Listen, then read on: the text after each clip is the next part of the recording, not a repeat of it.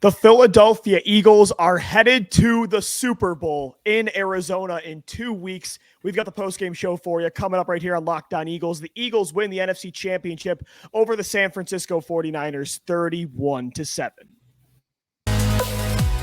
You are Locked On Eagles, your daily Philadelphia Eagles podcast. Part of the Locked On Podcast Network, your team every day.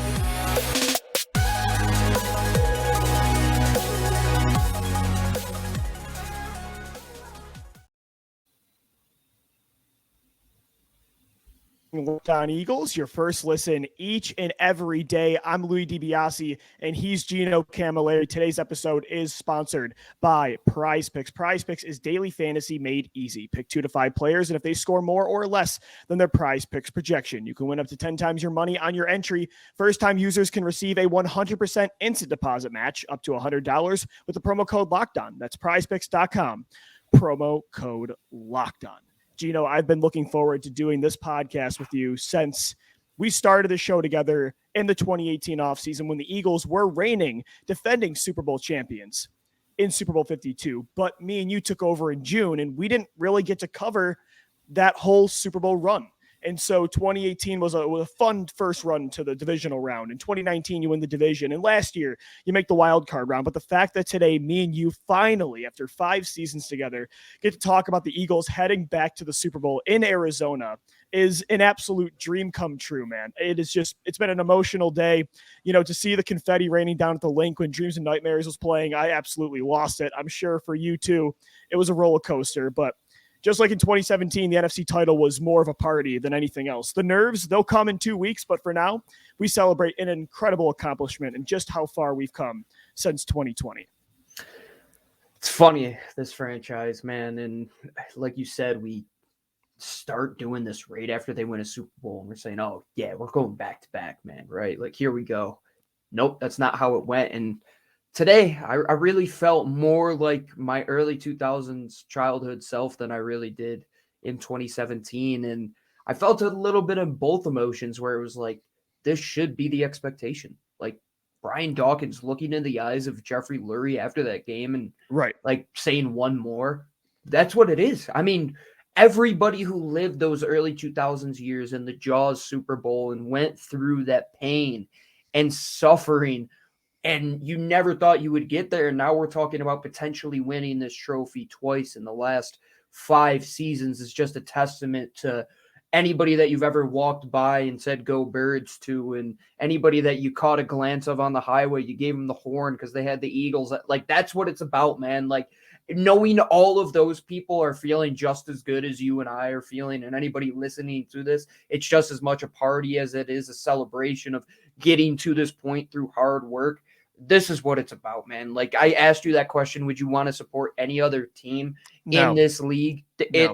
Not even if there's ever a question about it in your mind and you lived through today. Not after being at that stadium today, Gino. It was so special to love this team.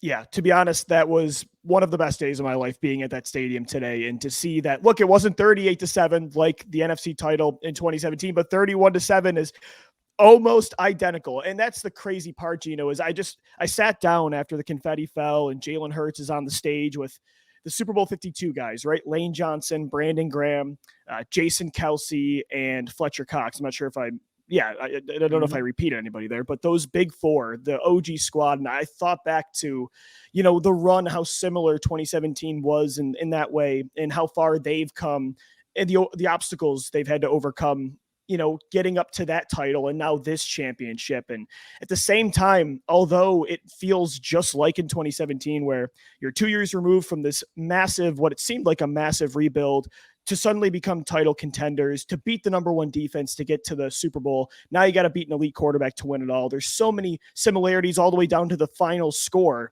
At the same time, this time you're going to the Super Bowl as not underdogs, but just as straight dogs. And I think that's what they showed today against San Francisco too. I mean, they bullied the number one defense.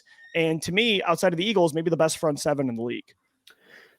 You will read about what happened with the quarterback situation of the Niners, and a lot of it was talked about early in the game. And I'm lucky that you were there, Lou, because the commentary would not let it go that DeVonta Smith dropped that pass on 3rd or 4th down, and there were a bunch of calls that went in the favor of the Eagles, when in reality it came down to a team being far superior in the trenches, playing much more sound fundamental football, not turning the ball over multiple times, not taking boneheaded penalties late in a game, converting when they got into the red zone.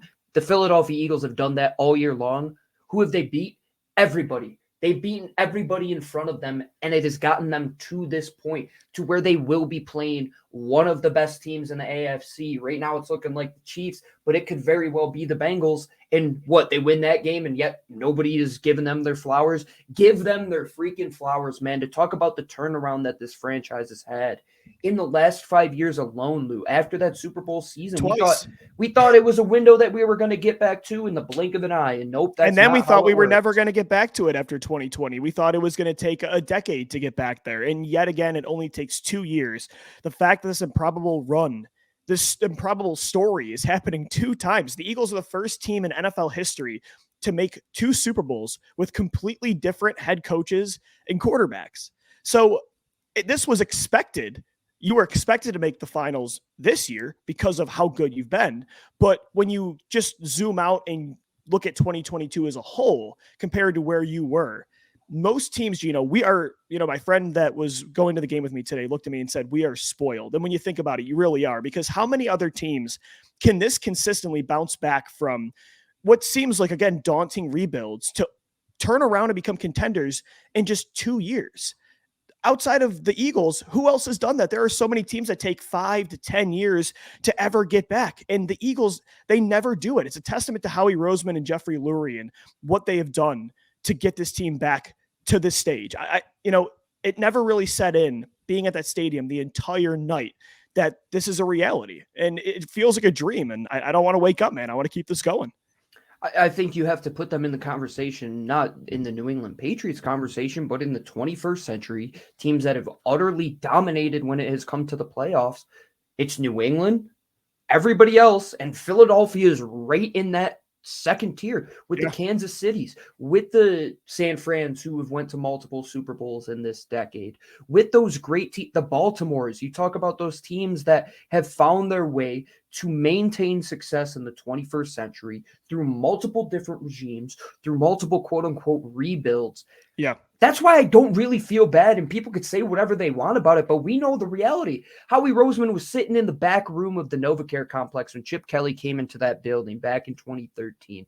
Yet he continued to grind every single day. Brandon Graham was drafted as a hand-in-the-dirt, 4-down edge rusher, and the guy was playing outside backer for Chip Kelly and was written off as a bust, and has come back to become arguably the comeback player of the year. And all of these guys who have had all of these things go wrong for them. Chauncey Gardner-Johnson even getting traded for a bag of chips, and Haason Reddick in his 3rd different defensive coordinator scheme in the last 3 years.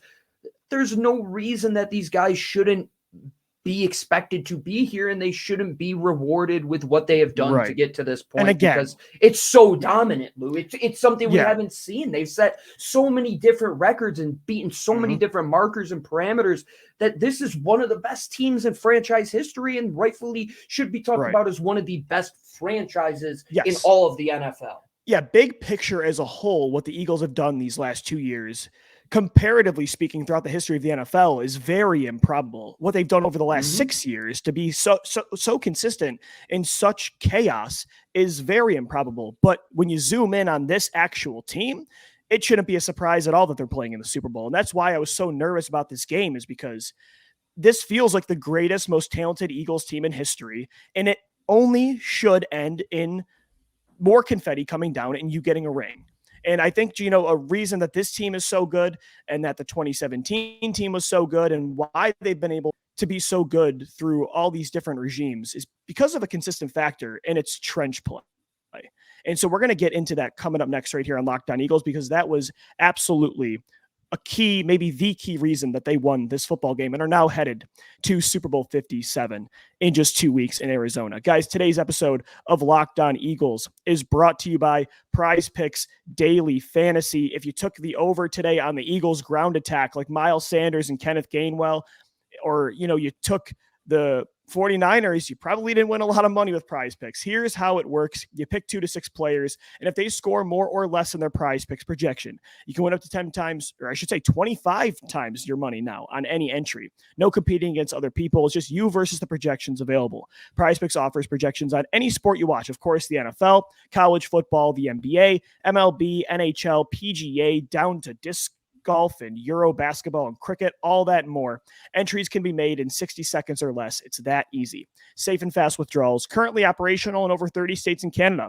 Download the PrizePicks app or go to prizepicks.com to sign up and play daily fantasy sports. First-time users can receive a 100% instant deposit match up to $100 with the promo code LOCKEDON. So if you deposit $100, PrizePicks will give you $100. If you deposit $50, PrizePicks will give you $50. Don't forget to enter that promo code LOCKEDON and sign up for an instant deposit match up to $100. We thank you so much for making Locked On Eagles your first listen each and every day. Guys, also, to let you know, Locked On's heading down to the Senior Bowl this week. I'll be down in Alabama, as will Gino, to get inside analysis from the hosts that cover the NFL's next generation in college and find out which NFL draft boards these players will be climbing, all in one location. Subscribe to Locked On NFL Draft for nightly live shows from the Senior Bowl on Tuesday, Wednesday, and Thursday at 9 p.m. But, Gino, it's not draft season yet for the Philadelphia Eagles. They're headed to the Super Bowl 57 in 2 weeks after a 31-7 win over the San Francisco 49ers. And we ended the first segment talking about how through all these regime changes, you mentioned how outside of the New England Patriots, the Eagles are probably the most consistent winner of the 21st century. That's despite having 4 different head coaches, Donovan McNabb at quarterback, Michael Vick, Kevin Cobb, Nick Foles, Carson Wentz, Jalen Hurts.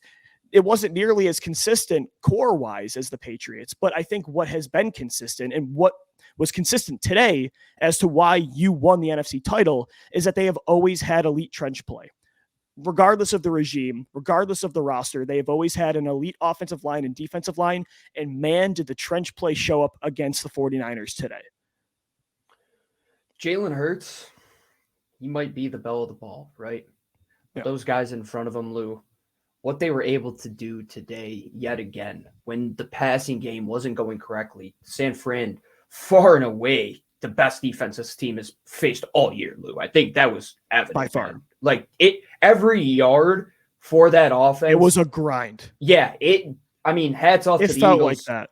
Yeah. for going to what Jason Kelce says all the time, being tougher, longer. And, it started with them, right? Like, it felt right before halftime. They're like, we might not be able to pass this thing. We got to run this rock. And what did they do? Power, counter, trap, little outside zone, a little inside zone. They leaned on their guys. They leaned on their big nasties. They leaned on Jordan Mailata, who's only the 3rd player to man that left tackle position in the entire 21st century when you talk about starters. Trey Thomas, Jason Peters, Jordan Mailata. Lane Johnson has done exactly that at the right tackle position, which was manned by guys like Todd Harrimans for the longest time, right? Lou, you talk about all these greats. That's where it started. That's where the identity in the map of winning championships came from. Investing in the offensive line, having dogs on the defensive line. That's why it felt so similar to those early 2000s teams, Lou, where you were just better than every other team when it came to the trench play. And Andy Reid, the guy who Howie Roseman was lucky enough to be around even for a short amount of time. And who we might be playing in the Super Bowl if they beat the Bengals. Exactly. Implemented those philosophies. Build from the inside out. What did the Eagles do tonight? They went in there. They put their trench line on the table. And like a kid who came into class after getting a new set of Pokemon cards, he put every little battle pack that you could imagine on there. And they went to town on a top defensive line, which has just as much depth, which has better linebackers filling those gaps for them. And they had how many rushing touchdowns today, Lou? 4 rushing touchdowns, nearly 150 yards on the ground. Miles Sanders looked great. Kenneth Gainwell continues to shine in these postseasons. Kenneth Clement games. Gainwell. What are we going with? Honestly, no, that's yeah, for sure. Boston Scott scores a touchdown too today. He scored So did Jalen Hurts. Miles Sanders has 2. And that was surprising. It should be surprising that they won the strength on strength battle on the ground, but I thought they were going to have more success through the air than they did. I thought that was going to be their bread and butter and how they made it to the Super Bowl, but it wasn't. It was the run game. They just said, we don't care that you're maybe the best in the league at stopping this. We're the best at doing it, and we're just going to win this battle. And that's exactly what they did. I mean, Jason Kelce, Poling, Landon Dickerson, Jordan Mailata, Isaac Seumalo. But how about, Lane Johnson with such a painful injury goes up against one of, if not the best young edge rusher in the NFL. His groin. Did you know that? Yeah, exactly. He retore his groin and yet held Nick Bosa to no sacks. I don't believe a single pressure. I mean, this is a gladiator story, the run that Lane Johnson's on in this postseason.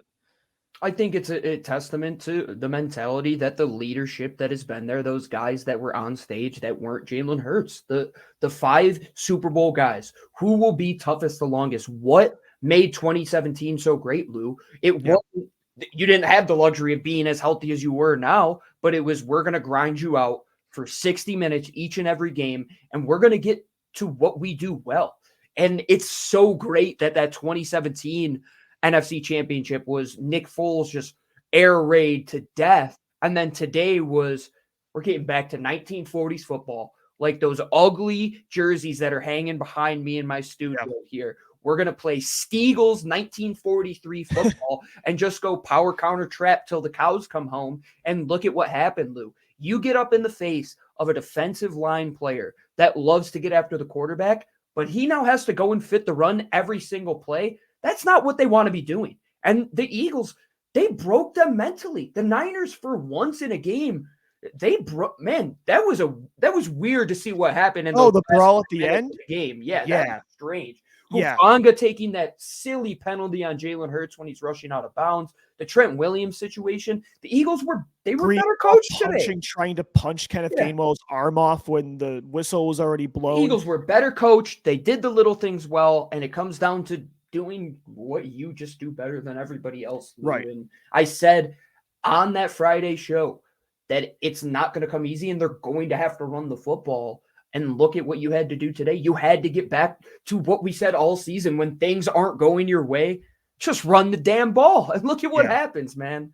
It's exactly what happened. And they had their vintage in the second quarter and the third quarter, those vintage 8 and 9 minute drives where they just beat the life and the spirit out of the defense. I mean, the third quarter, they got the ball, I think, with 10 minutes left, and San Fran didn't get the ball back until 2 minutes to go because they were just running at will. And I think, you look at the other side, it was as dominant of a performance when it comes to the Eagles defensive line. And I saw a couple 49ers reporters kind of talking about, people are, giving the Eagles their flowers, maybe unjustly so. They beat a team that couldn't even throw the football. The reason they couldn't throw the football is because the Eagles pass rush literally took out both of their quarterbacks. Brock Purdy got hurt because Haason Reddick hits him on that strip sack the first drive. Then Josh Johnson comes in, and then Ndamukong Suh takes him out in the third quarter. So you got to give the Eagles credit for the Niners not being able to pass because they made sure they physically could not throw the football anymore. And it starts with Haason Reddick, man. To see the elite run he's on, 3.5 sacks now in the playoffs, 2 sacks today in front of his hometown city, the first year that he comes back. I think me and you knew the value of Haason Reddick when they first signed him, and we even said he would be one of the big fish free agent signings that they could make. But you remember those 2 weeks after they signed Reddick, they didn't really do much, right? They signed Kazir White and Zach Pascal, but people were kind of getting antsy. I don't think people really understood that the Eagles had made a massive move when they signed Reddick. They knew he was good, but even in Philadelphia, I don't know if people understood what they were getting. And I think he's the defensive player of the year, and he showed that today. I don't think the NFL knew what Haason Reddick was. They still don't. That's why he's not going to get the award. No. And Lou, you're looking at, what are they paying him per year? It's $15 million per year over 3 years. If they signed him to a 1-year deal, he more than likely is going to get around $25 million in free agency. And he deserves without a every doubt. penny.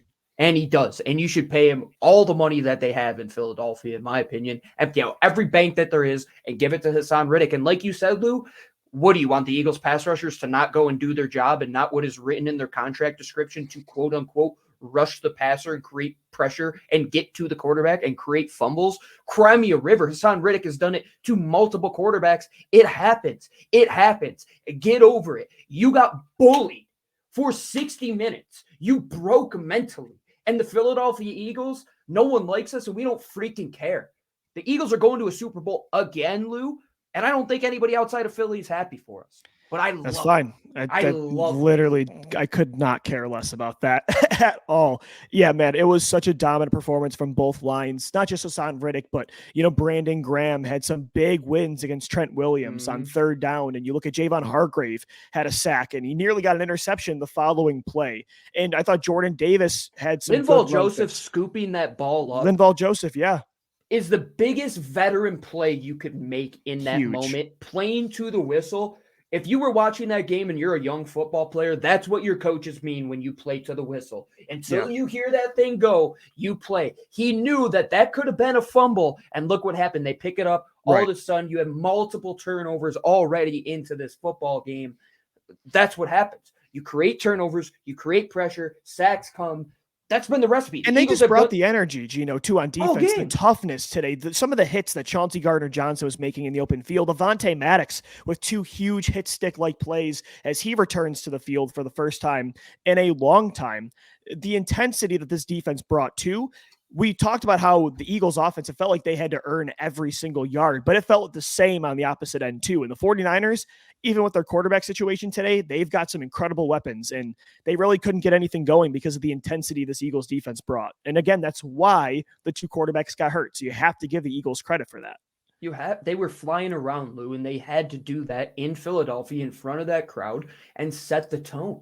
And Chauncey Gardner-Johnson is exactly who everybody wanted to replace the honorary captain for the Philadelphia Eagles tonight, the guy who lifted the NFC trophy before anybody, Brian Dawkins. It came from that mentality, Lou, and the LG Crumpler hit in 2004 to finally get them back to the Super Bowl after nearly 25 seasons. And what did it take once again today, Lou? I bet Jim Johnson is happier than a pig in SHIT, as the old saying goes, looking down on what played out in Lincoln Financial Field tonight, Lou. I felt like we were watching old school Eagles football. You can't throw on them, you can't run on them, and they just fly to the football. That through and through couldn't have been a more fulfilling game, in my opinion, to how they got through that game. Things weren't going the way that you had expected, even when you're up 7-0 and a backup quarterback comes in and all of a sudden you're tied 7-7. That people are like, oh, is this 2002 all over again? But once again, you have to get back. This is the 2022 Eagles. They've proved us right in so many different ways by proving us wrong. And not wrong. Following the ghost of Eagles past, the ghost of Eagles lore, which we have lauded for so long. This is a different team, man. It's special, and I'm so happy for Jalen Hurts, man. Like I'll never be. The stories we're going to do this summer are going to be awesome on this. Yep, I will never be more wrong about anything in my life as wrong as I was about Jalen Hurts, and I'm so happy that that's the case because he's a 24-year-old quarterback that's taking the Eagles to a Super Bowl, and I don't think there's any end in sight with this run for sure. That's the thing is you got to capitalize on this season because I think they're the most talented roster in franchise history, but the future looks bright as well. Gino, though, we're going to continue to talk about this NFC title win coming up in our final segment right here on the Locked On Eagles podcast. 31-7, the Eagles take it in the NFC title over the San Francisco 49ers.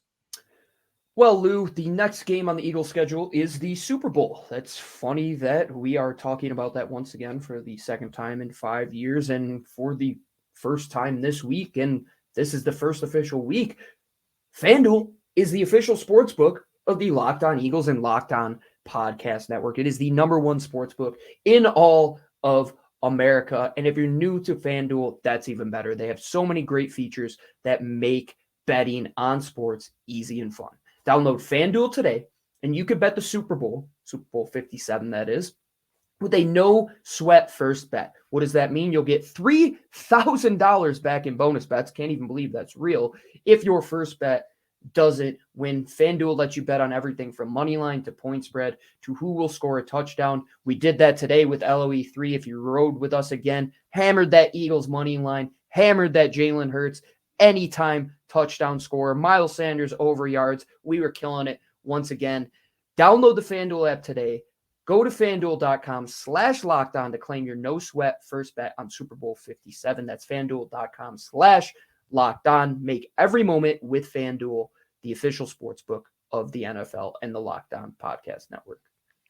The Philadelphia Eagles are headed to the Super Bowl, everybody. This is the Locked On Eagles postgame show. I'm Louis DiBiase. He's Gino Camilleri. 31-7, the final score. Not 38-7 like in 2017, but damn near close. And the stories, the similarities are so incredible. But as I mentioned, Gino, this team's not an underdog. They're just a straight dog. And it's going to be such an incredible next 2 weeks as the Eagles get ready for Arizona.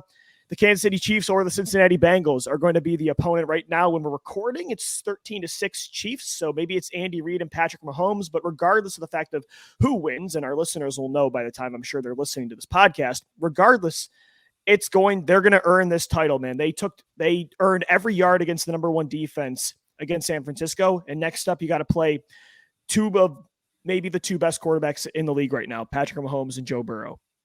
And the Eagles still wouldn't have beaten anybody at that point once they go and beat either of Right. those two. And I don't know what we're going to even say when they raise the Super Bowl trophy when that happens. Yeah. This would be the worst team to ever win a Super Bowl, in my opinion. No, I in reality, Lou, this team is so freaking talented. They're so well coached. And you talk about all the little things that just begrudged them throughout the season and the injuries and stupid untimely penalties and not being able to stay on the field.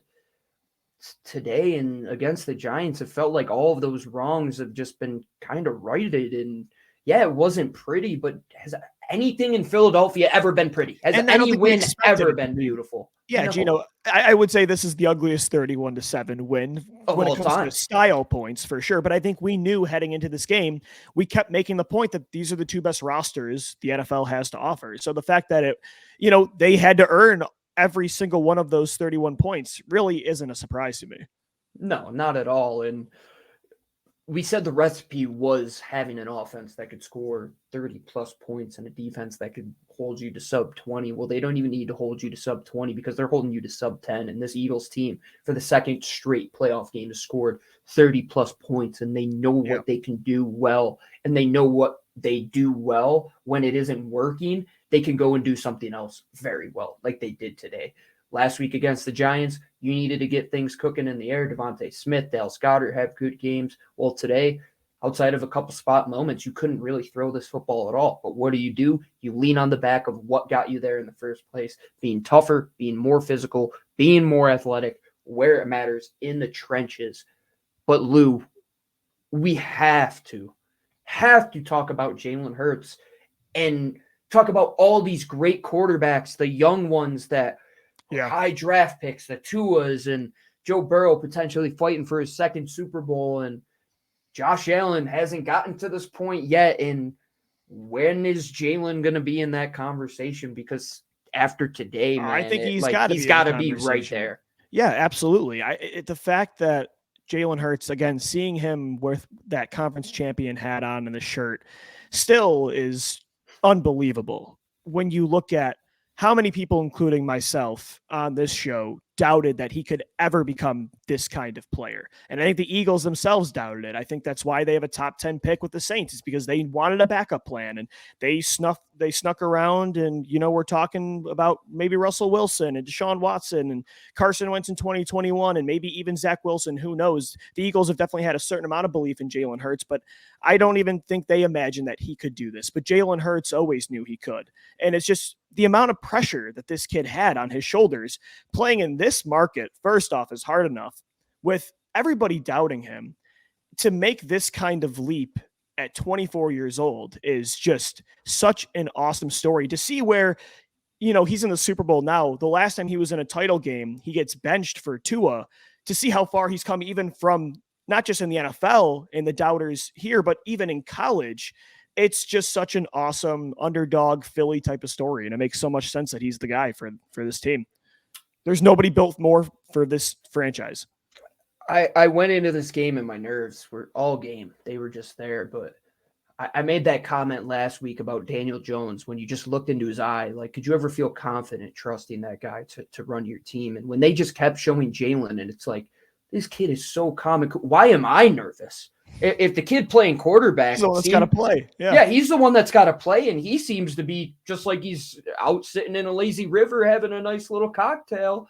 This is just fun for him, and he's just playing the game that his dad taught him growing up, and he played for his dad in high school. And the big moments have never been too big for Jalen Hurts, and we'll eat all that crow, man. Like, everybody should eat crow on this kid. I think we need to put more stock into what is between the ears of a kid at quarterback rather than what they might not be able to do. Because what Jalen Hurts has put on display all season is that when you focus on the good things, the things that a team or a person or an individual does well, it'll take you light years farther than trying to put down what they do bad. Because this Eagles team, were they perfect all season long? Were they perfect in this game? Absolutely not. But what they've done better than every other team in this National Football League is gotten the best out of what they know their players can do, what their coaching staff trusts their players to do, and what these guys trust the 10 other guys on the field around them to be doing at any given time. They have bought in, and there's not a better feeling than a team that buys in and wins it for their guys around them. And Jalen Hurts gave credit to this fan base, too, for showing up at Lincoln Financial Field. And I'll tell you what, I don't think that was the peak moment for me going to a live sporting event. I don't think I'll ever go to something like that again. The energy, the noise level in that stadium, it was incredible. It was one of the coolest things that I've ever been a part of. And, I hope that everybody right now, as we're recording the show, is celebrating in Broad Street. It is for miles down the road, packed with Eagles fans. I hope we can do it in 2 weeks again and hoist the Lombardi for the second time in 6 seasons. And we've got you covered right here on Locked On Eagles. All throughout this week, we're going to be in Alabama for the Senior Bowl. We're going to talk some draft. We're going to talk so many different Super Bowl stories the week after as well, leading up to the big game. If it's the Chiefs or Bengals, who knows? But the Eagles are going to have to bring it. We've got you covered right here on Locked On Eagles. Subscribe to the podcast on all platforms and on YouTube as well. The Eagles are headed to the Super Bowl. Gino, any final thoughts before we take off here? I'm just glad that we support this team. And I think back to those days, like you said, you were bawling your eyes out in the stadium. I remember sitting in my bed as a kid, just crying in my green and white bedroom that the Eagles, they lay another stinker in this game. And I remember the Deshaun Jackson bobble catch in that 2008 NFC Championship. And you're like, you can taste it. You could feel it. It's right there. Yeah. You always wondered what these moments would feel like. What would they feel like to Doug Peterson's point of this is the new norm. Like, I want this all the time. And, the feeling never disappoints, even if it is the new norm. I didn't think I was going to get emotional, but when they played Dreams and Nightmares and you saw the confetti fall, and when I saw the Big Five on that stage, definitely lost it a bit. And just even, I was looking for there's just been so many things that feel scripted. I wanted a piece of confetti and didn't think we could find one. We're walking down from our seats and one lands right in front of me. It was just, man, it was such a special night for everybody, not just in Philadelphia, but around the world. I met our boy Tony today from Scotland who flew over to watch the game. And, Eagles fans, they travel and they exist across the big blue marble. So hopefully we can all celebrate together again in a championship way in 2 weeks. This is the Locked On Eagles postgame show. The Eagles are headed to the Super Bowl, 31-7, the final score over the San Francisco 49ers. Thanks for making Locked On Eagles your first listen every day. Make sure you also subscribe to the Locked On NFL podcast and get daily conversations on the biggest NFL stories. Plus, in-depth analysis on the biggest games with NFL key predictions every Friday and Monday. Local insiders cover the weekend with game-to-game episodes, but there's only one more game in 2 weeks. Locked On NFL, available on YouTube and wherever you get your shows. For Gino Camilleri, I'm Lou DiBiase. All right, get out there, go party, celebrate the Eagles heading to the Super Bowl. As always, thank you for downloading, thank you for watching and listening, and let's go Birds. Cheers to you, Eagles fans. Go enjoy this. Fly, Eagles, fly.